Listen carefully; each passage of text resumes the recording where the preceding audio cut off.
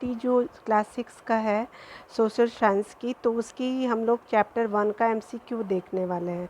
और ये आपका जो है चैप्टर का नाम जो है वो क्या, कब और कहाँ और कैसे की बात की जा रही।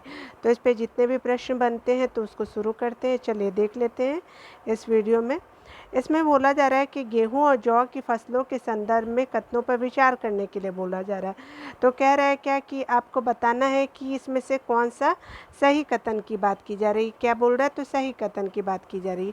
तो देख लेते हैं इसमें क्या बोला जा रहा है। तो कह रहा है क्या कि पहला प्रश्न है कि मनुष्यों द्वारा सर्वप्रथम इन्हीं फसलों को उपजाने की शुरुआत की गई थी। तो किसकी शुरुआत की गई थी, तो आपकी इन्हीं फसलों यानी किन फसलों की, ये आपको गेहूं और जौ की बात की गई थी। तो ये बिल्कुल सही है।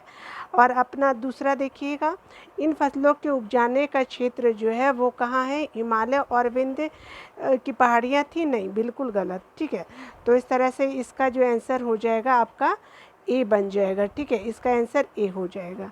अगला प्रश्न देखते हैं आपका। दूसरा प्रश्न आपका क्या बोल रहा है कि कह रहा है क्या कि भारतीय उपमहाद्वीप के संदर्भ में बात की जा रही है कि विचार करना है। तो इसमें क्या बोल रहा है कि आरंभिक नगरों का विकास जो है सिंधु और सहायक नदियों के बीच हुई थी, बिल्कुल सही है। और दूसरा आपका प्रश्न क्या बोल रहा है, कह रहा है क्या कि गंगा और इसकी सहायक नदियों के किनारे नगरों का विकास लगभग 5000 वर्ष पूरा हुआ। तो ये बिल्कुल गलत है। ठीक है, तो इस तरह से आपका जो राइट आंसर हो जाएगा वो है आपका ए राइट आंसर हो जाएगा। ठीक है, चलिए अगला देख लेते हैं हम लोग। अगला आपका प्रश्न क्या बोल रहा है, कह रहा है कि गंगा नदियों के दक्षिण में इसकी सहायक नदी सोन के आसपास का क्षेत्र प्राचीन काल में किस नाम से जाना जाता था। तो ये नाम था आपका मगध के नाम से जाना जाता था। तो आपका डी आंसर हो जाएगा। चलिए अगला देख लेते हैं इसमें क्या आपका बोल रहा है।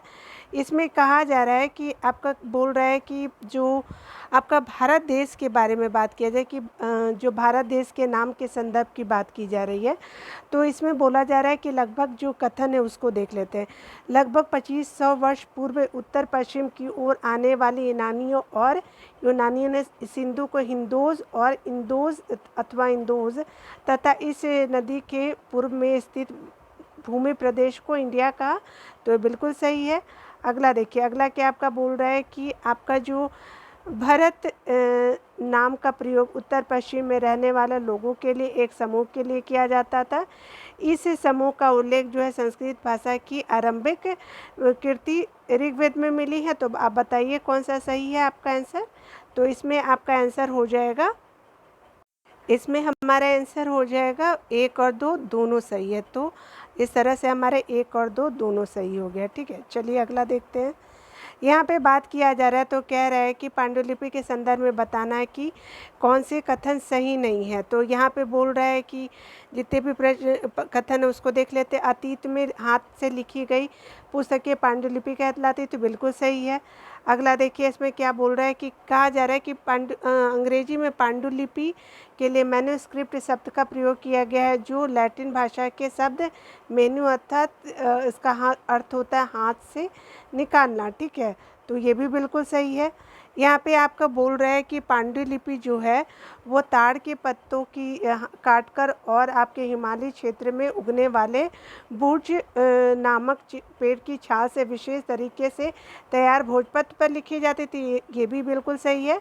उसके अलावा यहाँ पे हमको बोल रहा है कौन सही नहीं है। तो यहाँ पे आपका देखिए, यहाँ पे पांडुलिपि केवल मंदिरों और विहारों से प्राप्त जो होती थी, आपका क्या है कि पांडुलिपि केवल मंदिरों और बिहारों से प्राप्त होती थी, जो केवल संस्कृत भाषा में लिखी गई थी। तो ये जो है आपका सही नहीं है। तो इस तरह से आपका आंसर क्या हो जाएगा, आपका इस तरह से नहीं पूछ रहा है तो आपका डी आंसर हो जाएगा। ठीक है, चलिए अगला शुरू करते हैं हम लोग।